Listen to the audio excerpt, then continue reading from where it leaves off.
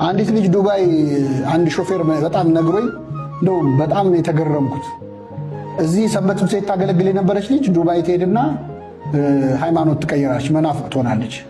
እዚህ የምታገለግለው ያው ቤተክርስቲያን ነውና ልጁ የዛ የታክሲ ሾፌር ነው።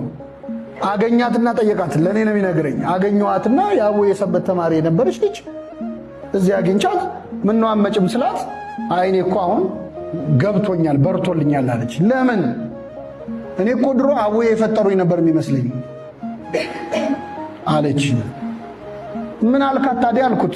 ሲማሩ የት ነበርሽ? እንደው በእውነቴ በጣም እንደው እንዴት ደስ እንዳለኝ መንፈስ ቅዱስ ነው ያናገረው። እንኳን እኔ ያላገኘኋት እቺ ልጅ ምን መሰለሽ ብዬ ጥቅስ ነው የምጠቅሰው። እሱ ምን አለ? ሲማሩ የት ነበርሽ? ምክንያቱም አቡዬ ፈጥሯቸዋል ተብላችሁ ተብላችሁ ታውቃላችሁ። እቺ ልጅ ሲማሩ የት ነበርሽ አላት።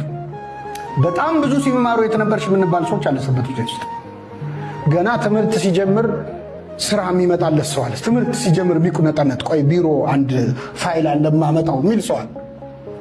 ትምህርት ሲጀምር መዝሙርን ከልስ የሚል ከልስ ያርጋችሁ። በእውነት እንደዚህ የምትሉ ሰዎች ትምህርት ሲጀምር እንከልስ ይባላል። ምንድን ነው የምትከልሱ? መዝሙሩን አንዴ እንከልሰው 40 ጊዜ እኮ ዘምረዋል። ላለመማር ማለት ነው። ስራ አይታየ ያንቀሸቅሸናል። ቆይ አንዴ መጣው ስልክ ወጥተን ሲያልቅ ትመጣል።